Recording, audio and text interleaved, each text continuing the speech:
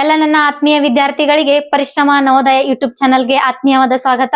ವಿದ್ಯಾರ್ಥಿಗಳ ಇವತ್ತಿನ ದಿನ ನಾವ್ ಏನ್ ಮಾಡೋಣಪ್ಪ ಅಂತಂದ್ರೆ 2023ರಲ್ಲಿ ಕನ್ನಡ ಪ್ರಶ್ನೆ ಪತ್ರಿಕೆ ಆದರ್ಶ ವಿದ್ಯಾಲಯದಲ್ಲಿ ಕೇಳಿರ್ತಕ್ಕಂತಹ ಪ್ರಶ್ನೆಗಳನ್ನ ಯಾವ್ದಾವ ಅಂತೇಳಿ ನೋಡೋಣ.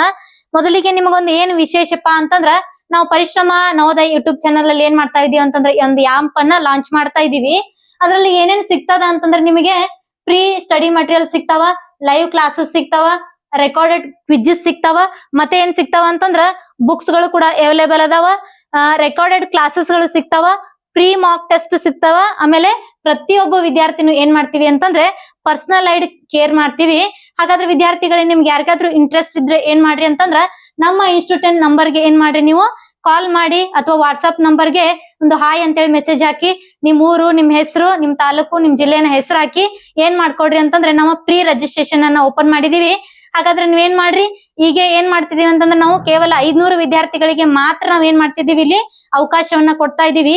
ಈಗಾಗ್ಲೇ ಏನ್ ಮಾಡಿದಾರ ಅಂತಂದ್ರೆ 230ಕ್ಕಿಂತ ಹೆಚ್ಚು ವಿದ್ಯಾರ್ಥಿಗಳು ಏನ್ ಮಾಡಿದಾರ ಅಂತಂದ್ರ ಇಲ್ಲಿ ರಿಜಿಸ್ಟ್ರೇಷನ್ ಆಗಿದಾರ.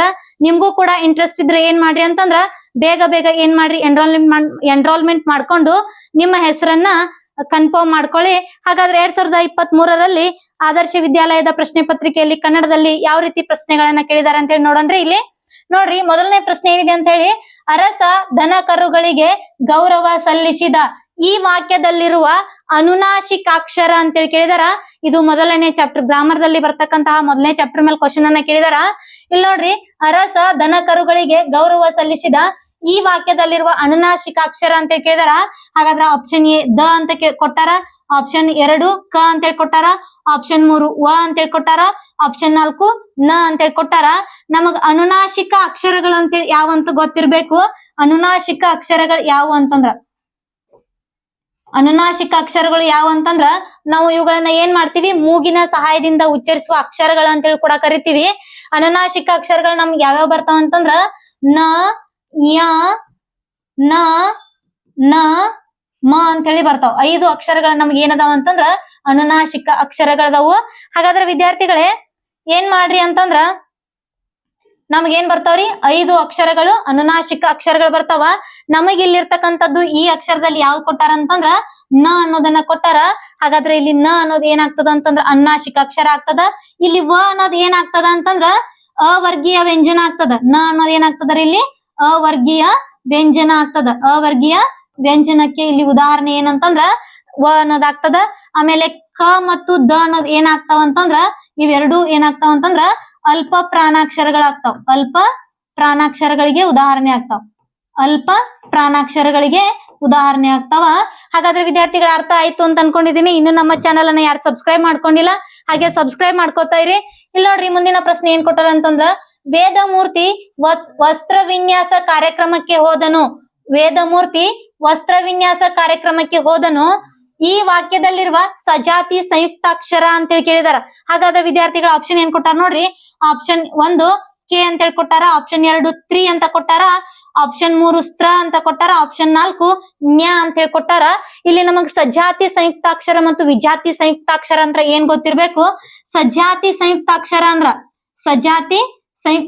ಅಂತಂದ್ರ ಅದ್ರ ಕೆಳಗ ಅದ್ರದ ಒತ್ತು ಬಂದಿರ್ಬೇಕು. ಯಾವುದೇ ಒಂದು ವ್ಯಂಜನದ ಕೆಳಗೆ ನಮ್ಗೆ ಏನ್ ಬಂದಿರ್ಬೇಕು, ಅದ ವ್ಯಂಜನದ ಒತ್ತಕ್ಷರ ಬಂದಿತ್ತು ಅಂತ ಹೇಳಿ ಅಂದ್ರ ನಾವ್ ಏನಂತ ಕರಿತೀವಿ ಅಂತಂದ್ರ ಅದಕ್ಕ ಸಜಾತಿ ಸಂಯುಕ್ತಾಕ್ಷರ ಅಂತ ಕರಿತೀವಿ.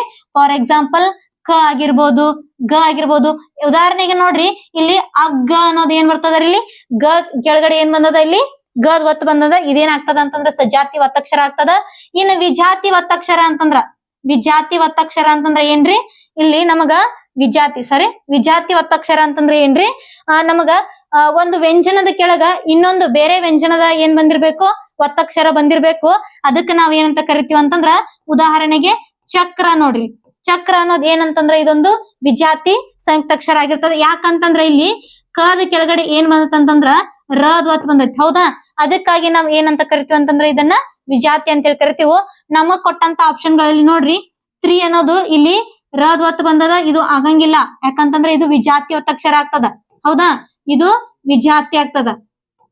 ನೆಕ್ಸ್ಟ್ ಸ್ತ್ರ ಅನ್ನೋದು ಸದ್ ಕೆಳಗಡೆ ತದ್ ಒತ್ತು ಬಂದದ, ಆಮೇಲೆ ರದ್ ಒತ್ತು ಬಂದದ. ಇದು ಏನಾಗ್ತದ ಅಂತಂದ್ರ ವಿಜಾತಿ ಒತ್ತಕ್ಷರನ ಆಗ್ತದ. ಹಾಗಾಗಿ ಮುಂದಿನ ಪ್ರಶ್ನೆ ಇಲ್ಲಿ ನೋಡ್ರಿ ಏನಂತ ಅಂತಂದ್ರ ಮುಂದಿನ ಆಪ್ಷನ್ ನ್ಯಾ ಅಂತ ಹೇಳಿ ಕೊಟ್ಟಾರ. ನಾದ್ ಕೆಳಗಡೆ ಏನ್ ಕೊಟ್ಟಾರ ಅಂದ್ರೆ ಯದೊತ್ತನ ಕೊಟ್ಟಾರ. ಅದು ಕೂಡ ಏನಾಗ್ತದೆ ಅಂತಂದ್ರೆ ಇಲ್ಲಿ ವಿಜಾತಿ ಒತ್ತಕ್ಷರಕ್ಕೆ ಉದಾಹರಣೆ ಆಗ್ತದ. ಮುಂದಿನ ಪ್ರಶ್ನೆ ಪತ್ರಿಕೆ ಒಳಗೂ ನಿಮಗೆ ವಿಜಾತಿ ಅಥವಾ ಸಜಾತಿ ಒಂದು ಕ್ವಶನ್ ಕೇಳ್ತಾರ. ಹಾಗಾದ್ರೆ ವಿದ್ಯಾರ್ಥಿಗಳೇ ಈ ಕ್ವಶನ್ಗೆ ನಮ್ಗೆ ಆನ್ಸರ್ ಏನಾಗ್ತದ ಅಂತಂದ್ರ ಇಲ್ಲಿ ಸಜಾತಿ ಒತ್ತಕ್ಷರ ಅಂತ ಕೇಳಿದಾರ. ಕದ್ ಕೆಳಗಡೆನೆ ಏನ್ ಬಂದತಿ ಅಂತಂದ್ರ ಕದ್ ಒತ್ತು ಬಂದಿರೋದ್ರಿಂದ ಆಪ್ಷನ್ 1 ಇದಕ್ಕೆ ಏನಾಗ್ತದ ಅಂತಂದ್ರ ಸರಿಯಾದ ಉತ್ತರ ಆಗ್ತದ. ಹಾಗಾದ್ರೆ ಮುಂದಿನ ಪ್ರಶ್ನೆಯನ್ನು ನೋಡ್ರಿ. ಮಹಾ ಕರುಣಾಳು ಖಗ ಮೃಗ ಕೃಪಾಳು ಗಿಡ ಮರ ದಯಾಳು ಈ ವಾಕ್ಯದಲ್ಲಿರುವ ಅಡಿಗೆರೆ ಎಳೆದಿರುವ ಪದವು ನೀಡುವ ಅರ್ಥ ಅಂತ ಕೊಟ್ಟಾರ. ಇಲ್ಲಿ ಎದ್ರ ಕೆಳಗ್ ಅಡಿಗೆರೆ ಎಳೆದಾರ ಅಂತಂದ್ರ ಖಗ್ಗ ಅನ್ನುವಂತಹ ಪದದ ಕೆಳಗೆ ಏನಾಗ್ಯಾರ ಅಂತಂದ್ರ ಇಲ್ಲಿ ಗೆಡೆಯನ್ನ ಎಳೆದಾರ. ಹಾಗಾದ್ರೆ ವಿದ್ಯಾರ್ಥಿಗಳೇ ಖಗ್ಗ ಅನ್ನೋ ಪದ ಏನನ್ನ ಸೂಚಿಸ್ತದೆ ಅಂತಂದ್ರ ನಮಗ ಪಕ್ಷಿ ಅನ್ನೋದ್ರ ಅರ್ಥವನ್ನ ಸೂಚಿಸ್ತದೆ. ಖಗ್ಗ ಅಂದ್ರೆ ಏನ್ರಿ ಪಕ್ಷಿ ಅನ್ನೋದ್ ಅರ್ಥವನ್ನ ಸೂಚಿಸ್ತದ. ಹಾಗಾದ್ರೆ ಮುಂದಿನ ಪ್ರಶ್ನೆಯನ್ನ ನೋಡ್ರಿ ಏನ್ ಕೊಟ್ಟಾರ ಅಂತಂದ್ರ ರಾಜನು ಶಾಲೆಯಲ್ಲಿ ಓದುತ್ತಿದ್ದ ಹುಡುಗನಿಗೆ ಪುಸ್ತಕಗಳನ್ನು ನೀಡಿದನು. ಇಲ್ಲಿ ನೋಡ್ರಿ ರಾಜನು ಶಾಲೆಯಲ್ಲಿ ಓದುತ್ತಿದ್ದ ಹುಡುಗನಿಗೆ ಪುಸ್ತಕಗಳನ್ನು ನೀಡಿದನು. ಈ ವಾಕ್ಯದಲ್ಲಿ ಚತುರ್ಥಿ ವಿಭಕ್ತಿ ಪ್ರತ್ಯಯವನ್ನು ಹೊಂದಿರುವ ಪದ ಯಾವುದು ಅಂತ ಕೊಟ್ಟಾರ. ಆಪ್ಷನ್ ಒಳಗೆ ಏನ್ ಕೊಟ್ಟಾರ ನೋಡ್ರಿ. ಇಲ್ಲಿ ರಾಜನು ಕೊಟ್ಟಾರ, ಪುಸ್ತಕಗಳನ್ನು ಕೊಟ್ಟಾರ, ಹುಡುಗನಿಗೆ ಕೊಟ್ಟಾರ, ಓದುತ್ತಿದ್ದ ಕೊಟ್ಟಾರ. ಹಾಗಾದ್ರೆ ನಮಗ ವಿಭಕ್ತಿ ಪ್ರತ್ಯಯಗಳು ಗೊತ್ತಿರ್ಬೇಕು. ಪ್ರಥಮ ಉ, ದ್ವಿತೀಯ ಅನ್ನು, ತೃತೀಯ ಇಂದ, ಚತುರ್ಥಿ ಗೆ ಹೀಗೆ ಕೆ ಅಂತೇಳಿ ಬರ್ತದ. ಹಾಗಾದ್ರೆ ಪಂಚಮಿ ದೆಸೆಯಿಂದ ಅಂತೇಳಿ ಬರ್ತದ, ಷಷ್ಠಿ ಅಂತೇಳಿ ಬರ್ತದ, ಸಪ್ತಮಿ ಅಲ್ಲಿ ಅಂತೇಳಿ ಬರ್ತದ. ಹಾಗಾದ್ರೆ ವಿದ್ಯಾರ್ಥಿಗಳೇ ನಮಗ್ ಕೊಟ್ಟಿರೋ ಆಪ್ಷನ್ ಗಳಲ್ಲಿ ನಮ್ಗೆ ಏನ್ ಕೇಳ್ಯಾರ ಅಂತಂದ್ರ ಚತುರ್ಥಿಗೆ ಕೇಳ್ಯಾರ. ಚತುರ್ಥಿಗೆ ಯಾವ್ದಾಗ್ತದೆ ಅಂತಂದ್ರ ಹುಡುಗ ಪ್ಲಸ್ ಹೀಗೆ ಹುಡುಗನಿಗೆ ಅಂತೇಳಿ ಆಗ್ತದ. ಹಾಗಾದ್ರೆ ನಮ್ಗೆ ಆನ್ಸರ್ ಯಾವ್ದ್ರಿ ಆಪ್ಷನ್ 3 ಇದಕ್ಕೆ ಏನಾಗ್ತದ ಅಂತಂದ್ರೆ ಸರಿಯಾದ ಉತ್ತರ ಆಗ್ತದ. ಇಲ್ಲಿ ರಾಜನು ಏನಾಗ್ತದ ಅಂತಂದ್ರೆ ಇದು ಪ್ರಥಮ ಆಗ್ತದ. ಹೌದಾ, ರಾಜನು ಏನಾಗ್ತದ ಅಂತಂದ್ರೆ ಇಲ್ಲಿ ಪ್ರಥಮ ವಿಭಕ್ತಿ ಪ್ರತ್ಯಯಕ್ಕೆ ಉದಾಹರಣೆ ಆಗ್ತದ. ಹಾಗೆ ಏನಂತಂದ್ರ ಇಲ್ಲಿ ಪುಸ್ತಕಗಳನ್ನು ಅನ್ನೋದು ಏನಾಗ್ತದ ಅಂತಂದ್ರೆ ಇಲ್ಲಿ ಪ್ರಥಮ ಉ, ದ್ವಿತೀಯ ಅನ್ನು, ಪುಸ್ತಕ ಪ್ಲಸ್ ಅನ್ನು, ಪುಸ್ತಕಗಳು ಪ್ಲಸ್ ಅನ್ನು, ಪುಸ್ತಕಗಳನ್ನು ಅಂತ ಆಗ್ತದ. ಇಲ್ಲಿ ಏನಾಗ್ತದ ಇದು ದ್ವಿತೀಯ ಆಗ್ತದ. ಹೌದಾ, ದ್ವಿತೀಯ ವಿಭಕ್ತಿ ಪ್ರತ್ಯಯಕ್ಕೆ ಉದಾಹರಣೆ ಆಗ್ತದ. ಹಾಗಾದ್ರೆ ಓದುತ್ತಿದ್ದ ಅ ಉಚ್ಚಾರ ಆಗ್ತದ. ಇಲ್ಲಿ ಲಾಸ್ಟಿಕ್ ಏನಾಗ್ತದ ಇಲ್ಲಿ ಅ ಉಚ್ಚಾರ ಆಗ್ತದ. ಹಾಗಾದ್ರೆ ಇದೇನಾಗ್ತದ ಅಂತಂದ್ರ ಷಷ್ಠಿಗೆ ಉದಾಹರಣೆ ಆಗ್ತದ. ಹೌದಾ, ಷಷ್ಠಿ ವಿಭಕ್ತಿ ಪ್ರತ್ಯಯಕ್ಕೆ ಉದಾಹರಣೆ ಆಗ್ತದ. ಇದು ಅರ್ಥ ಆಯ್ತು ಅಂತ ಅನ್ಕೊಂಡಿದೀನಿ. ವಿಭಕ್ತಿ ಪ್ರತ್ಯಯಗಳ ಮೇಲೆ ಕಂಪಲ್ಸರಿ ಒಂದ್ ಕ್ವಶನ್ ಅನ್ನ ಕೇಳ್ತಾರ. ನೀವ್ ಏನ್ ಮಾಡ್ರಿ ಅಂತಂದ್ರೆ ಸಂಪೂರ್ಣವಾಗಿ ಅದನ್ನ ನೋಡ್ತಾ ಹೋಗ್ರಿ. ಇಲ್ಲಿ ನೋಡ್ರಿ, ಆಹಾ ಕಡಿದರೆ ಯಾಕೆ ಈ ಸಾಲನ್ನು ಸೂಕ್ತ ಲೇಖನ ಚಿಹ್ನೆ ಬಳಸಿ ಬರೆದ ಸರಿಯಾದ ರೂಪ ಯಾವುದು ಅಂತೇಳಿ ಕೊಟ್ಟಾರ. ಆಪ್ಷನ್ ಒಳಗ್ ನಮ್ಗೆ ಇಲ್ಲಿ ಏನ್ ಮಾಡ್ಯಾರ ಅಂತಂದ್ರ ಈ ಒಂದು ವಾಕ್ಯಕ್ಕ ಏನ್ ಮಾಡ್ಯಾರ ಅಂತಂದ್ರ ಸರಿಯಾದ ಲೇಖನ ಚಿಹ್ನೆಗಳನ್ನ ಕೊಟ್ಟು ಆಪ್ಷನ್ ಗಳನ್ನ ಕೊಟ್ಟಾರ. ಇಲ್ಲಿ ನಮಗ್ ವಾಕ್ಯ ಯಾವ ರೀತಿ ಅರ್ಥ ಆಗ್ತತಿ ಅನ್ನೋದನ್ನ ನಾವು ಮೊದಲು ಅರ್ಥ ಮಾಡ್ಕೋಬೇಕು. ಹಾಗಾದ್ರೆ ಇಲ್ಲಿ ಏನಾಗ್ತದ ಅಂತಂದ್ರೆ ಇದು ಆಹಾ ಕಡಿದರೆ ಯಾಕೆ ಅನ್ನುವಂತ ಕ್ವಶನ್ ಮಾರ್ಕ್ ಬರ್ಬೇಕು. ನೋಡು, ಒಂದ್ ಗಿಡವನ್ನ ಕಡಿಬೇಕು ಅಂತಂದ್ರ ಇದು ನಿಮ್ಮ ಪಾಠದೊಳಗೆ ಬಂದಿರ್ತಕ್ಕಂತ ಕ್ವಶನ್ ಅದ. ಆಹಾ ಕಡಿದರೆ ಯಾಕೆ ಅಂತೇಳಿ ಹುಂಚಿ ಮರ ಅನ್ನುವಂತ ಒಂದು ಪಾಠದೊಳಗೆ ಬಂದದ. ಹಾಗಾದ್ರೆ ವಿದ್ಯಾರ್ಥಿಗಳು ಏನಾಗ್ತದ ಅಂತಂದ್ರೆ ಇದಕ್ಕ 3 ಅನ್ನೋದು ಇಲ್ಲಿ ಸರಿಯಾದ ಉತ್ತರ ಆಗ್ತದ. ಹಾಗಾದ್ರೆ ಮುಂದಿನ ಪ್ರಶ್ನೆಯನ್ನ ನೋಡ್ರಿ. ಗಂಗಾ ನದಿಯ ತೀರದಲ್ಲಿ ವ್ಯಾಪಾರಿಯೊಬ್ಬನು ಹಣ್ಣುಗಳನ್ನು ಮಾರುತ್ತಿದ್ದ. ಈ ವಾಕ್ಯದಲ್ಲಿರುವ ವ್ಯಾಪಾರಿ ಪದವು ಅಂತೇಳಿ ಕೇಳಿದಾರ. ಹಾಗಾದ್ರೆ ವಿದ್ಯಾರ್ಥಿಗಳೇ ನಾನು ನಿಮ್ಗೆ ಸಂಪೂರ್ಣವಾಗಿ ಹೇಳಿದ್ದೆ. ವ್ಯಾಪಾರಿ ಅನ್ನೋ ಪದ ಏನನ್ನ ಸೂಚಿಸ್ತತಿ ಅಂತಂದ್ರ ಅನ್ವರ್ಥ ನಾಮವನ್ನ ಸೂಚಿಸ್ತತಿ ಅಥವಾ ಅನ್ವರ್ತಕ ನಾಮವನ್ನ ಸೂಚಿಸ್ತತಿ. ರೂಢನಾಮ ಅಂತಂದ್ರೆ ಏನು? ರೂಢಿಯಿಂದ ಬಂದ ಪದಗಳಿಗೆ ನಾವ್ ಏನಂತ ಕರಿತೀವಿ? ರೂಢನಾಮ ಅಂತೇಳಿ ಕರಿತೀವಿ. ಹಾಗಾದ್ರೆ ಅಂಕಿತ ನಾಮ ಅಂತಂದ್ರೆ ಏನ್ರಿ? ನಮ್ಮ ವ್ಯವಹಾರದ ಉಪಯೋಗಕ್ಕಾಗಿ ಅಥವಾ ನಮ್ಮ ಗುರುತಿಗಾಗಿ ನಾವು ಇಟ್ಟುಕೊಂಡಂತ ಹೆಸರುಗಳಿಗೆ ನಾವ್ ಏನಂತ ಕರಿತೀವಿ? ಅಂಕಿತ ನಾಮ ಅಂತೇಳಿ ಕರಿತೀವಿ. ಮುಂದಿನದಾಗಿ ಪ್ರಕೃತಿ ಭಾವ ಅಂತೇಳಿ ಕೆಲವೊಂದಿಷ್ಟು ವಿದ್ಯಾರ್ಥಿಗಳಿಗೆ ಗೊತ್ತಿರಕಿಲ್ಲ. ಆದ್ರೆ ಏನ್ ಮಾಡ್ತಾರ ಅಂತಂದ್ರ ಕೆಲವೊಂದಿಷ್ಟು ಪ್ರಶ್ನೆ ಪತ್ರಿಕೆಗಳು ಈ ಕ್ವಶನ್ ಆಗ್ಯದ. ಪ್ರಕೃತಿ ಭಾವ ಅಂತಂದ್ರೆ ಏನು ಅಂತಂದ್ರ ಈಗ ನಾವು ಸಂಧಿ ಪದವನ್ನ ಬಿಡಿಸಿ ಬರ್ತಿರ್ತೀವಿ. ಹೌದಾ, ಸಂಧಿ ಪದಗಳನ್ನ ಬಿಡಿಸ್ಬೇಕಾದ್ರ ಇಲ್ಲಿ ಏನಾಗ್ತದ ಅಂತಂದ್ರ ಯಾವ ಪದಗಳನ್ನ ನಮಗ್ ಬಿಡಿಸಿ ಬರ್ಯಾಕ್ ಆಗಲ್ವೋ ಅದಕ್ಕ ನಾವ್ ಏನಂತ ಕರಿತೀವಿ ಅಂತಂದ್ರ ಇಲ್ಲಿ ಪ್ರಕೃತಿ ಭಾವ ಅಂತೇಳಿ ಕರಿತೀವಿ. ಉದಾಹರಣೆಗೆ ನೋಡಿಲ್ಲಿ ಅಣ್ಣ ಭಾ ಅಥವಾ ಭಾ ಅನ್ನ. ಇಲ್ಲಿ ನೋಡ್ರಿ, ಈ ಪದವನ್ನ ನಮಗ್ ಬಿಡಿಸಿ ಬರಕ್ ಆಗ್ತದ? ಇಲ್ಲ, ಅನ್ನ ಪ್ಲಸ್ ಬಾ ಅಂತೇಳಿ ಹಿಂಗ ಆಗಂಗಿಲ್ಲ. ಅಣ್ಣ ಬಾ ಅನ್ನೋದು ಏನೈತಿ ಅಂತಂದ್ರೆ ಇಲ್ಲಿ ಬೇರೆ ಬೇರೆ ವಾಕ್ಯ ಆಗಿದ್ರಿಂದ ಇದನ್ನ ನಾವೇನಂತ ಕರಿತೀವಿ ಅಂತಂದ್ರ ಪ್ರಕೃತಿ ಭಾವ ಅಂತೇಳಿ ಕರಿತೀವಿ. ನಿಮಗ್ ಅಂಕಿತ ನಾಮ ಅಂತಂದ್ರೆ ಏನ್ ಗೊತ್ತು? ರೂಢನಾಮ ಅಂತಂದ್ರೆ ಏನ್ ಗೊತ್ತು? ಅನ್ವರ್ಥ ನಾಮ ಅಂತಂದ್ರೆ ಏನ್ ಗೊತ್ತು? ಯಾಕಂತಂದ್ರ ಅನ್ವರ್ಥ ನಾಮದಲ್ಲಿ ನಮ್ಮ ವೃತ್ತಿ ಗುಣ ಸ್ವಭಾವಗಳನ್ನ ನೋಡಿ ನಾವು ಏನ್ ಹೆಸರು ಇಟ್ಕೊಂಡಿರ್ತೀವಲ್ಲ, ಇನ್ನೊಬ್ರಿಗೆ ಹೆಸರನ್ನ ಇಟ್ಟಿರ್ತೀವಲ್ಲ, ಅದಕ್ಕ ನಾವೇನಂತ ಕರಿತೀವಿ ಅಂತಂದ್ರ ಅನ್ವರ್ಥ ನಾಮ ಅಂತೇಳಿ ಕರಿತೀವಿ. ವಿದ್ಯಾರ್ಥಿಗಳ ಅರ್ಥ ಆಯ್ತು ಅಂತ ಅನ್ಕೊಂಡಿದೀನಿ. ಇನ್ನು ನಮ್ಮ ಚಾನೆಲ್ ಅನ್ನ ಯಾರು ಸಬ್ಸ್ಕ್ರೈಬ್ ಮಾಡ್ಕೊಂಡಿಲ್ಲ ಹಾಗೆ ಸಬ್ಸ್ಕ್ರೈಬ್ ಮಾಡ್ಕೊತಾ ಇರಿ, ಲೈಕ್ ಬಟನ್ ಅನ್ನ ಕೊಡ್ತಾ ಇರಿ. ಏನಾದ್ರೂ ತಿಳಿದಿರ್ಲಿಲ್ಲ, ಏನಾದ್ರು ಅಂಡರ್ಸ್ಟ್ಯಾಂಡ್ ಆಗಿರ್ಲಿಲ್ಲ ಅಂತಂದ್ರೆ ನಮ್ಮ ಕಮೆಂಟ್ ಬಾಕ್ಸ್ ಅಲ್ಲಿ ಹಾಕ್ರಿ, ಅಥವಾ ನಮ್ಮ ಇನ್ಸ್ಟಿಟ್ಯೂಷನ್ ನಂಬರ್ಗೆ ನೀವು ವಾಟ್ಸ್ಆಪ್ ಮುಖಾಂತರ ನಮ್ಮ ಕ್ವಶನ್ ಗಳನ್ನ ಕಳಿಸ್ರಿ. ನಾವೇನ್ ಮಾಡ್ತೀವಿ ಅಂತಂದ್ರ ನೆಕ್ಸ್ಟ್ ಕ್ಲಾಸ್ ಅಲ್ಲಿ ಏನ್ ಮಾಡ್ತೀವಿ ಅಂತಂದ್ರ ಅವುಗಳ ಬಗ್ಗೆ ತಿಳಿಸ್ಕೊಡ್ತಾ ಇದೀನಿ. ನಮ್ಮ ಯೂಟ್ಯೂಬ್ ಚಾನೆಲ್ ಅನ್ನ ನೋಡ್ತಾ ಮೊರಾರ್ಜಿ ಪರೀಕ್ಷೆಯಲ್ಲಿ ಕೆಲವೊಂದಿಷ್ಟು ವಿದ್ಯಾರ್ಥಿಗಳು 80ರಿಂದ ಹಿಡಿದು 96ರವರೆಗೂ ಏನ್ ಮಾಡಿದಾರ ಅಂತಂದ್ರ ಅಂಕಗಳನ್ನ ತೆಗೆದುಕೊಂಡಾರ. ಅವ್ರು ಯಾರ್ಯಾರು ಅಂತೇಳಿ ನಾನು ಏನ್ ಮಾಡ್ತೀನಿ ಅಂತಂದ್ರ ಮುಂದಿನ ಒಂದು ಸ್ಲೈಡ್ ಗಳಲ್ಲಿ ತೋರಿಸ್ತೀನಿ. ಹಾಗಾದ್ರೆ ಮುಂದಿನ ಪ್ರಶ್ನೆಯನ್ನ ಏನಂತ ನೋಡ್ರಿ. ಇವಳು ನದಿ ದೇವತೆ, ಇವಳನ್ನು ಮಲಿನಗೊಳಿಸಬಾರದು ಅಂತೇಳಿ ಕೇಳ. ಇವಳು ನದಿ ದೇವತೆ, ಇವಳನ್ನು ಮಲಿನಗೊಳಿಸಬಾರದು ಅಂತೇಳಿ ನಿಮ್ ಪಾಠದೊಳಗೆ ಸೆಂಟೆನ್ಸ್ ಬಂದದ. ಇವಳು ಪದದ ಪುಲ್ಲಿಂಗ ರೂಪ ಏನು ಅಂತೇಳಿ ಕೇಳಿದಾರ. ಇಲ್ಲಿ ಲಿಂಗಗಳ ಮೇಲೆ ಪ್ರಶ್ನೆಯನ್ನ ಕೇಳಿದಾರ. ಇವಳು ಪದದ ಪುಲ್ಲಿಂಗ ರೂಪ ಏನಾಗ್ತದ ನೋಡ್ರಿ, ಇಲ್ಲಿ ಇವನು ಅಂತೇಳಿ ಆಗ್ತದ. ಹೌದಾ, ಇಲ್ಲಿ ಇವನು ಅಂತೇಳಿ ಇವ್ರದ್ದು ಏನಾಗ್ತದ ಅಂತಂದ್ರ ಪುಲ್ಲಿಂಗನ ಆಗ್ತದ. ಇದು ಇವರು ಅನ್ನೋದು ಬಹುವಚನ ರೂಪದಲ್ಲಿ ಐತಿ. ಇವನು ಅನ್ನೋದ ಏನಾಗ್ತದೆ ಅಂದ್ರೆ ಇಲ್ಲಿ ಪುಲ್ಲಿಂಗ ರೂಪದೊಳಗ ಐತಿ. ಆಮೇಲೆ ನಾನು ಅನ್ನೋದು ಕೂಡ ಏನಾಗ್ತದೆ ಇಲ್ಲಿ ಬಹುವಚನ ರೂಪದಲ್ಲಿ, ನಾನು ಅನ್ನೋದು ಏಕವಚನ ರೂಪದಲ್ಲಿ ಐತಿ. ಹಾಗಾದ್ರೆ ಇಲ್ಲಿ ಇವಳು ಪದದ ಪುಲ್ಲಿಂಗ ರೂಪ ಏನಾಗ್ತದ ಅಂತಂದ್ರ ಇವನು ಪದವನ್ನ ಸೂಚಿಸ್ತತಿ. ಹಾಗಾದ್ರೆ ಮುಂದಿನದಾಗಿ ನೋಡ್ರಿ. ಅವನಂಗಡಿಯಲ್ಲಿ ವಿವಿಧ ಪುಸ್ತಕಗಳನ್ನು ಕೊಂಡು ತಂದೆನು. ಅವನಂಗಡಿಯಲ್ಲಿ ವಿವಿಧ ಪುಸ್ತಕಗಳನ್ನ ಕೊಂಡು ತಂದೆನು. ಅಡಿಗೆರೆ ಎಳೆದಿರುವ ಪದವನ್ನು ಬಿಡಿಸಿ ಬರೆದ ಸರಿಯಾದ ರೂಪ ಅಂತೇಳಿ ಕೇಳಿದಾರ. ವಿದ್ಯಾರ್ಥಿಗಳು ಇಲ್ಲಿ ಯಾವ ಪದಕ್ಕ ನಮಗ್ ಅಡಿಗೆರೆ ಎಳ್ದಾರ ನೋಡ್ರಿ, ಅವನಂಗಡಿ ಅಂತೇಳಿ ಎಳ್ದಾರ. ಹಾಗಾದ್ರ ಇದನ್ನ ಬಿಡಿಸಿ ಬರೆದಾಗ ನಮಗ್ ಏನಾಗ್ತದ ಅಂತೇಳಿ ನೋಡ್ರಿ. ಅವನ ಪ್ಲಸ್ ಅಂಗಡಿ ಅವನಂಗಡಿ ಆಗ್ತದ. ಅವನ ಪ್ಲಸ್ ಅಂಗಡಿ ಅವನಂಗಡಿಗೆ ಉದಾಹರಣೆ ಆಗ್ತದ. ಉಳ್ಕಿದ್ದು ಎಲ್ಲ ಬೇರೆದವು, ಅವ್ನ್ ಬಿಟ್ಬಿಡ್ರಿ. ನೆಕ್ಸ್ಟ್ ನೋಡ್ರಿ, ಇಲ್ಲಿ ಮೂಡನದ ನೇಸರನ ಕಿರಣ ಬೀಳುವಾಗ ಹಕ್ಕಿ ಕೂಗುತ್ತಾವ. ಅಡಿಗೆರೆ ಎಳೆದ ಪದದ ಗ್ರಾಂಥಿಕ ರೂಪ ಅಂತೇಳಿ ಕೇಳಿದಾರ. ಆಡು ಮಾತು ಮತ್ತು ಗ್ರಾಂಥಿಕ ರೂಪದ ಮೇಲೆ ನಿಮಗೆ ಏನ್ ಮಾಡ್ಬೋದು, 2023ರಲ್ಲಿ ಪ್ರಶ್ನೆ ಒಳಗ್ ಬಂದದ ಅಂತಂದ್ರ 2024 ಮತ್ತೆ 2025ರಲ್ಲೂ ಕೂಡ ಏನ್ ಮಾಡ್ಬೋದು ಅಂತಂದ್ರ ಬರ್ಬೋದು. ಇನ್ನು ಮುಂದಿನ ಪ್ರಶ್ನೆ ಪತ್ರಿಕೆಯಲ್ಲಿ ಕೂಡ ಯಾವ ತರ ಕೇಳಿದಾರ ಅನ್ನೋದನ್ನ ನಾನು ಮುಂದಿನ ವಿಡಿಯೋದಲ್ಲಿ ನಿಮ್ಗೆ ತಿಳಿಸ್ಕೊಡ್ತೀನಿ. ಹಾಗಾದ್ರೆ ಇಲ್ಲಿ ನೋಡ್ರಿ, ಕೂಗುತ್ತಾವ ಅನ್ನೋದು ಪದದ ಏನ್ ರೂಪ, ಗ್ರಾಂಥಿಕ ರೂಪ ಏನಪ್ಪಾ ಅಂತಂದ್ರ ಇಲ್ಲಿ ಕೂಗುತ್ತವೆ ಅಂತೇಳಿ ಇದರ ಅರ್ಥವನ್ನ ಸೂಚಿಸ್ತದ. ಇಲ್ಲಿ ಗ್ರಾಂಥಿಕ ರೂಪ ಏನಾಗ್ತದ ಅಂತಂದ್ರ ನಾವು ಆಡು ಮಾತಿನೊಳಗ ಕೂಗುತ್ತಾವ ಅಂತೇಳಿ ಹೇಳ್ತಿರ್ತೀವಲ್ಲ, ಅದಕ್ಕ ಪುಸ್ತಕೀಯ ಭಾಷೆದೊಳಗೆ ಏನಾಗ್ತದ ಅಂತಂದ್ರ ಇದು ಕೂಗುತ್ತವೆ ಅಂತೇಳಿ ಆಗ್ತದ. ಹಾಗಾದ್ರೆ ಮುಂದಿನ ಪ್ರಶ್ನೆಯನ್ನ ನೋಡ್ರಿ, ಏನ್ ಕೊಟ್ಟಿದಾರಂತ ನೋಡ್ರಿ. ವಸುದ ಅಂಗಡಿಗೆ ಹೋದಳು. ವಸುದ ಅಂಗಡಿಗೆ ಹೋದಳು ಅಲ್ಲಿ ಎಂದು ವಸುದ ಅಂಗಡಿಗೆ ಹೋದಳು ಎಂದು ಅಜ್ಜಿ ಹೇಳಿದರು. ವಸುದ ಅಂಗಡಿಗೆ ಹೋದಳು ಎಂದು ಅಜ್ಜಿ ಹೇಳಿದರು. ಆಗ ಇಲ್ಲಿ ಅವಳು ಶಾಲೆಗೆ ಹೋಗುತ್ತಾಳೆ. ಆಗ ಇಲ್ಲ ಅವಳು ಶಾಲೆಗೆ ಹೋಗುತ್ತಾಳೆ. ಅನಂತರ ಅಂಗಡಿಗೆ ಹೋಗುವಳು ಅಂತೇಳಿ ಯಾರು ಹೇಳ್ತಾರೋ ಎಂದು ಅವಳ ಅಮ್ಮ ಹೇಳಿದರು. ಇಲ್ಲಿ ಏನಂತಂದ್ರ ಒಂದು ವಾಕ್ಯವನ್ನ ನಿಮಗ್ ಪೂರ್ತಿಯಾಗಿ ಕೊಟ್ಟಾರ. ಒಂದ್ ಸೆಂಟೆನ್ಸ್ ಮುಂದೆ ಒಂದ್ ಸೆಂಟೆನ್ಸ್ ಅನ್ನ ಕರೆಕ್ಷನ್ ಮಾಡ್ಯಾರ. ಹಾಗಾದ್ರ ಇಲ್ಲಿ ಏನ್ ಕೊಟ್ಟಾರ ಅಂತಂದ್ರ ಈ ವಾಕ್ಯದಲ್ಲಿರುವ ಕಾಲ ಸೂಚಿಸುವ ಪದ ಯಾವುದು ಅಂತ ಹೇಳಿ ಕೇಳ್ಯಾರ. ಈ ವಾಕ್ಯದಲ್ಲಿ ಏನಾಗ್ಬೇಕಾಗಿತ್ತು ಅಂತಂದ್ರೆ ಇಲ್ಲಿ ವರ್ತಮಾನ ಕಾಲ ಆಗ್ಬೇಕಾಗಿತ್ತು. ಹೌದಾ, ವರ್ತಮಾನ ಕಾಲವನ್ನ ಸೂಚಿಸುವ ಯಾವ ಪದ ಐತಿ ಅಂತ ಹೇಳಿ ಕೇಳ್ಬೋದು. ವರ್ತಮಾನ ಕಾಲ. ಹೌದಾ, ವರ್ತಮಾನ ಕಾಲವನ್ನ ಸೂಚಿಸುವ ಪದ ಯಾವುದು ಅಂತ ಹೇಳಿ ಕೇಳಿದಾರ. ಹಾಗಾದ್ರೆ ವಿದ್ಯಾರ್ಥಿಗಳು ಏನಾಗ್ತದ ಅಂತಂದ್ರ ಇಲ್ಲಿ ವರ್ತಮಾನ ಕಾಲವನ್ನ ಸೂಚಿಸುವುದು ಯಾವ್ದಾಗ್ತದ ಅಂತಂದ್ರ ಹೋಗುತ್ತಾಳೆ. ವರ್ತಮಾನ ಕಾಲದ ಕಾಲ ಸೂಚಕ ಪ್ರತ್ಯಯ ಉತ್ತ ಅಂತ ನಾನು ನಿಮ್ಗೆ ಆಲ್ರೆಡಿ ಹೇಳ್ತಾ ಇದ್ದೆ. ಪ್ರತಿಯೊಂದು ಕ್ಲಾಸ್ ಅಲ್ಲೂ ಕೂಡ ಏನಾಗ್ತದ ಅಂತಂದ್ರೆ ಈ ಚಾಪ್ಟರ್ ಮೇಲೆ ಪ್ರತಿಯೊಂದು ಕ್ವಶನ್ ಗಳು ಬಂದದಾವ.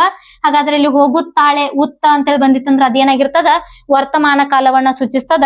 ಹೋಗುವಳು ಇನ್ನ ಹೊಕ್ಕಳೆಲ್ಲ ನನಗ್ ಗೊತ್ತಿಲ್ಲ, ಅದಕ್ಕೆ ನಾವ್ ಏನಂತ ಕರಿತೀವಿ ಅಂತಂದ್ರ ಭವಿಷ್ಯತ್ ಕಾಲದಲ್ಲಿ ಐತಿ. ಇದೇನೈತ್ರಿ ಭವಿಷ್ಯತ್ ಕಾಲದಲ್ಲಿ ಅದ. ಭವಿಷ್ಯತ್ ಕಾಲದಲ್ಲಿ ಅದ. ಹಾಗಾದ್ರೆ ಇಲ್ಲಿ ಭವಿಷ್ಯತ್ ಕಾಲದ ಕಾಲ ಸೂಚಕ ಪ್ರತ್ಯಯ ಏನ್ರಿ ವ. ಇಲ್ಲಿ ನೋಡ್ರಿ ವ ಬಂದದ. ಹಾಗಾಗಿ ಏನಂತಂದ್ರ ಅದು ಭವಿಷ್ಯತ್ ಕಾಲವನ್ನ ಸೂಚಿಸ್ತತಿ. ಇಲ್ಲಿ ಹೋದಳು ಏನನ್ನ ಸೂಚಿಸ್ತತಿ ಅಂತಂದ್ರ ಭೂತ ಕಾಲವನ್ನ ಸೂಚಿಸ್ತತಿ. ಹೌದಾ, ಭೂತ ಕಾಲವನ್ನ ಸೂಚಿಸ್ತದ. ಯಾಕಪ್ಪ ಅಂತಂದ್ರೆ ಇಲ್ಲಿ ಏನಾಗ್ಯದ ನೋಡ್ರಿ, ಇಲ್ಲಿ ದ ಅನ್ನೋದು ಏನಾಗಿತ್ತು ಅಂತಂದ್ರ ಕಾಲ ಸೂಚಕ ಪ್ರತ್ಯಯ ಬಂದದ. ಇದು ಭೂತ ಕಾಲದ ಕಾಲ ಸೂಚಕ ಪ್ರತ್ಯಯ ಯಾವ್ದ್ರಿ ದ ಅನ್ನೋದು ಬಂದದ. ಹಾಗಾಗಿ ಹೇಳಿದರು ಅವ್ರ ಏನ್ ಮಾಡ್ಯಾರ ಅಂತ ಆಲ್ರೆಡಿ ಹೇಳಿ ಮುಗಿಸ್ಯಾರಿ. ಹೌದಾ, ಅದು ಏನಾಗ್ತದ ಅಂತಂದ್ರ ಇಲ್ಲಿ ಭೂತ ಕಾಲಕ್ಕೆ ಉದಾಹರಣೆ ಆಗ್ತದ.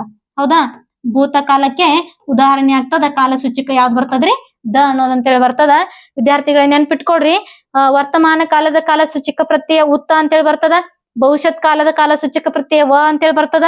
ಹೋದಳು ಇಲ್ಲಿ ನೋಡ್ರಿ ದ ಬಂದದ. ಭೂತಕಾಲದ ಕಾಲ ಸೂಚಕ ಪ್ರತ್ಯಯ ಯಾವ್ದು ದ ಅಂತೇಳಿ ಬರ್ತದ. ಅರ್ಥ ಆಯ್ತು ಅಂತ ಅನ್ಕೊಂಡಿದೀನಿ.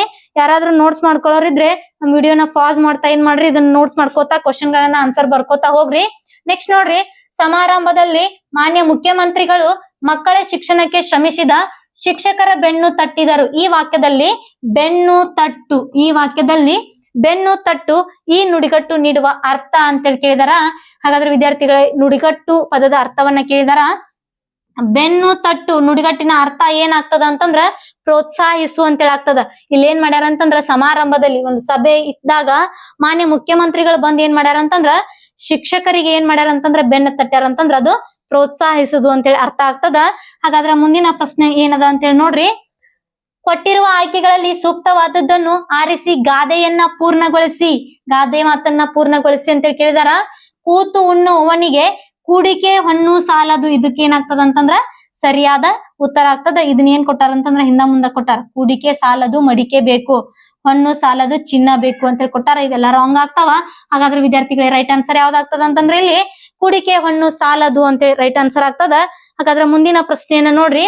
ಚಿಕ್ಕ ಬೋರನಿಗೆ ಬಗಲಲ್ಲಿ ಕತ್ತಿ ಈ ಒಗಟನ್ನು ಬಿಡಿಸಿ ಅಂತ ಹೇಳಿದಾರ. ಈ ಒಗಟಿನಲ್ಲಿ ನಮಗ ಆದರ್ಶ ವಿದ್ಯಾಲಯದ ಒಂದು ಪ್ರಶ್ನೆ ಪತ್ರಿಕೆಯಲ್ಲಿ ಕೀ ಆನ್ಸರ್ ಅನ್ನ ತೆಗೆದು ನೋಡಿದಾಗ ಏನಂತ ಕೊಟ್ಟಾರ ಅಂತಂದ್ರ ತಿಂಗಳ ಹುರುಳಿ ಅಂತೇಳಿ ಕೊಟ್ಟಾರ. ಹಾಗಾದ್ರೆ ಚಿಕ್ಕ ಬೋರನಿಗೆ ಬಗಲಲ್ಲಿ ಕತ್ತಿ ಇದರ ಒಗಟಿನ ಅರ್ಥ ಏನು ಅಂತಂದ್ರ ತಿಂಗಳ ಹುರುಳಿ ಅಂತೇಳಿ ಆಗ್ತದ. ಹಾಗಾದ್ರೆ ಮುಂದಿನ ಪ್ರಶ್ನೆಯನ್ನ ನೋಡ್ರಿ. ಏನಿದು ಕೋಪ, ಯಾರಲ್ಲಿ ತಾಪ, ಓಹೋ ಹೆಚ್ಚಿತೆ ಭೂಮಿಯ ತಾಪ, ತಡೆಯುವರುಂಟೆ ಅಯ್ಯೋ ಪಾಪ, ಏನಿದು ಧೂಳಿ. ಈ ಪದ್ಯದಲ್ಲಿನ ಕೋಪ, ತಾಪ, ಶಾಪ, ಪಾಪ ಈ ಪದಗಳು ಏನಾಗ್ತಾವ ಅಂತೇಳಿ ಕೇಳಿದಾರ. ಆಪ್ಷನ್ 1 ಸಮನಾರ್ಥಕ ಪದಗಳಾಗ್ತಾವೋ, ಅಥವಾ ಆಪ್ಷನ್ 2 ನಾನಾರ್ಥಕ ಪದಗಳಾಗ್ತಾವೋ, ಅಥವಾ ಆಪ್ಷನ್ 3 ವೃದ್ಧಾರ್ಥಕ ಪದಗಳಾಗ್ತಾವೋ, ಅಥವಾ ಆಪ್ಷನ್ 4 ಪ್ರಾಸ ಪದಗಳು ಆಗ್ತಾವೋ ಅಂತೇಳಿ ಕೇಳಿದಾರ. ವಿದ್ಯಾರ್ಥಿಗಳು ಇಲ್ಲಿ ನೋಡ್ರಿ, ಕೋಪ, ತಾಪ, ತಾಪ, ಪಾಪ ಇವು ಏನನ್ನ ಸೂಚಿಸ್ತಾವು ಅಂತಂದ್ರ ಇಲ್ಲಿ ಪ್ರಾಸ ಪದಗಳನ್ನ ಸೂಚಿಸ್ತಾವ. ಯಾಕಂತಂದ್ರ ನಮ್ಗ ಇಲ್ಲಿ ಪ್ರಾಸ ಪದಗಳು ಅಂತಂದ್ರೆ ನಿಮ್ ಇಂಗ್ಲಿಷ್ ಒಳಗೆ ಏನಂತ ಕರಿತೀರಿ ಅಂತಂದ್ರೆ ರೈಮಿಂಗ್ ವರ್ಡ್ಸ್ ಅಂತ ಕರಿತೀರಿ. ಹಾಗಾಗಿ ಒಂದೇ ಉಚ್ಚಾರವನ್ನ ಹೊಂದಿದ್ದಿರ್ತಕ್ಕಂತ ಪದಗಳು ಒಂದು ಪದ್ಯದೊಳಗ ಆದಿಯೊಳಗ್ ಬಂದಿರ್ಲಿ ಅಂತ್ಯೊಳಗ್ ಬಂದಿರ್ಲಿ ಅವುಗಳಿಗೆ ನಾವ್ ಏನಂತ ಕರಿತೀವಿ ಅಂತಂದ್ರೆ ಇಲ್ಲಿ ಪ್ರಾಸ ಪದಗಳು ಅಂತೇಳಿ ಕರಿತೀವಿ. ಸರಿಯಾದ ಉತ್ತರ ಯಾವ್ದು ಅಂತಂದ್ರ ಆಪ್ಷನ್ 4 ಪ್ರಾಸ ಪದಗಳು. ಹಾಗಾದ್ರೆ ಮುಂದಿನ ಪ್ರಶ್ನೆಯನ್ನ ನೋಡ್ರಿ ಏನ್ ಕೊಟ್ಟಿದಾರ ಅಂತಂದ್ರ ಟಾಟಾ ಸಮೂಹ ಸಂಸ್ಥೆಯಲ್ಲಿ ದೊಡ್ಡ ವಿಮಾನಗಳಿವೆ, ಟಾಟಾ ಸಮೂಹ ಸಂಸ್ಥೆಯಲ್ಲಿ ದೊಡ್ಡ ವಿಮಾನಗಳಿವೆ. ಈ ವಾಕ್ಯದಲ್ಲಿ ದೊಡ್ಡ ಪದವು ಏನನ್ನ ಸೂಚಿಸ್ತದ ಅಂತೇಳಿ ಕೇಳಿದಾರ. ಹಾಗಾದ್ರೆ ವಿದ್ಯಾರ್ಥಿಗಳಲ್ಲಿ ಏನ್ ಸೂಚಿಸ್ತದ ಅಂತಂದ್ರು ಈ ಒಂದು ಸಂಸ್ಥೆಯ ವಿಮಾನಗಳಿಗೆ ಗುಣ ವಿಶೇಷಣವನ್ನ ಸೂಚಿಸ್ತದ. ಹೌದಾ, ಇಲ್ಲಿ ಕ್ರಿಯಾಪದಗಳು ಇಲ್ಲಿ ಇಲ್ಲ, ಸರ್ವನಾಮ ಅಂತೂ ಇಲ್ಲ, ನಾಮಪದ ಟಾಟಾ ಕಂಪನಿ ಐತಿ. ಹೌದು, ನಾಮಪದ ಏನಾಗ್ತದ ಅಂತಂದ್ರೆ ಇಲ್ಲಿ ಟಾಟಾ ಕಂಪನಿ ಅನ್ನೋದು ಏನಾಗ್ತದ ಅಂತ ನಾವು ಇಟ್ಕೊಂಡಂತ ಒಂದ್ ಹೆಸರು, ಅದಕ್ಕೆ ಏನಂತ ಕರಿತೀವಿ ಅಂತಂದ್ರೆ ನಾವು ನಾಮಪದ ಅಂತೇಳಿ ಕರಿತೀವಿ. ಹಾಗಾದ್ರ ಕೊನೆಯದಾಗಿರ್ತಕ್ಕಂತಹ ಪ್ರಶ್ನೆಯನ್ನ ನೋಡ್ರಿ. ಇವುಗಳಲ್ಲಿ ಅರ್ಥಪೂರ್ಣ ವಾಕ್ಯ ಯಾವುದು ಅಂತೇಳಿ ಕೊಟ್ಟಾರ. Option 1 A B C D ಅಂತೇಳಿ ಕೊಟ್ಟಾರ. ಹಾಗಾದ್ರೆ ವಿದ್ಯಾರ್ಥಿಗಳಲ್ಲಿ ಇವುಗಳಲ್ಲಿ ಅರ್ಥಪೂರ್ಣ ವಾಕ್ಯ ಯಾವ್ದಾಗ್ತದೆ ಅಂತೇಳಿ ನಾವು ನೋಡ್ಬೇಕು. ಅರ್ಥಪೂರ್ಣ ವಾಕ್ಯ ಆಗ್ಬೇಕಂತಂದ್ರೆ ನಮ್ಗೆ ಏನಿರ್ಬೇಕ್ರಿ, ಕ್ರಿಯಾಪದ ಲಾಸ್ಟಕ್ ಇರ್ಬೇಕು. ಮತ್ತೆ ಇದು ಕೂಡ ಏನಾಗೈತಿ ಅಂತಂದ್ರ ನಿಮ್ಮ ಪುಸ್ತಕದಲ್ಲಿ ಬಂದಿರತಕ್ಕಂತಹ ಒಂದು ಸೆಂಟೆನ್ಸ್ ಆಗಿರ್ತಾವ. ಹೌದಾ, ಇದಕ್ಕ ನಾವ್ ಏನ್ ಮಾಡೋಣ ಅಂತಂದ್ರೆ ಸರಿಯಾದ ಉತ್ತರ ಯಾವ್ದಾಗ್ತೈತಿ ಅಂತೇಳಿ ನೋಡೋಣ. ಸಂಗೊಳ್ಳಿ ರಾಯಣ್ಣ ಬೆಳೆದಿದ್ದ ಸಿಂಹ ಸ್ವಪ್ನವಾಗಿ, ಇಲ್ಲಿ ಏನಾಗಂಗಿಲ್ಲ ಅಂದ್ರೆ ಈ ವರ್ಡ್ ಬರಂಗಿಲ್ಲ, ಅದನ್ನ ಬಿಟ್ಬಿಡ್ಬೇಕು.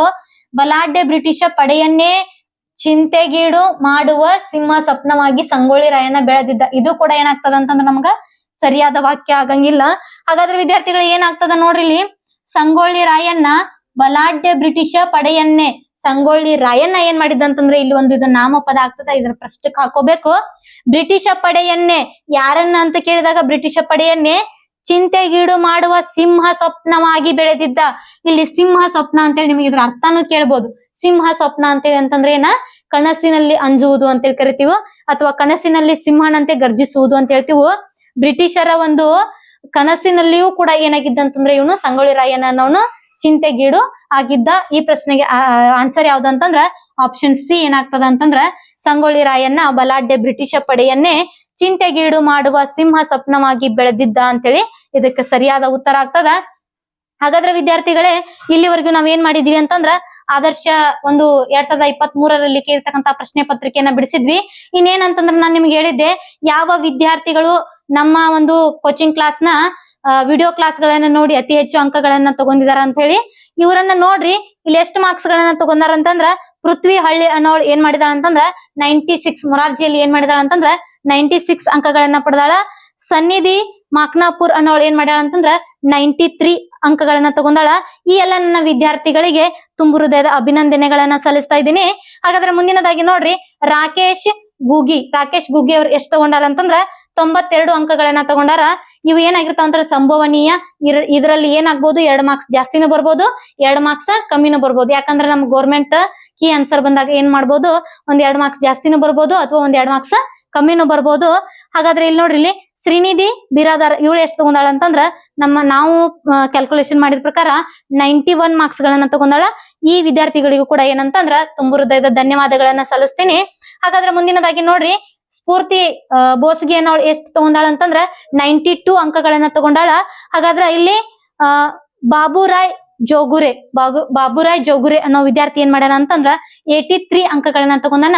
ಈ ಎಲ್ಲಾ ವಿದ್ಯಾರ್ಥಿಗಳಿಗೂ ಕೂಡ ನಾ ಏನ್ ಮಾಡ್ತೀನಿ ಅಂತಂದ್ರ ನಮ್ಮ ಕೋಚಿಂಗ್ ಕ್ಲಾಸ್ ವತಿಯಿಂದ ಅಭಿನಂದನೆಗಳನ್ನ ಸಲ್ಲಿಸ್ತೀನಿ. ಹಾಗಾದ್ರೆ ಮುಂದಿನದಾಗಿ ನೋಡ್ರಿ, ಪೃಥ್ವಿಕಾ ಮಲಭಾಗಿ ಅಂತ ಹೇಳಿ ಅದಾಳ.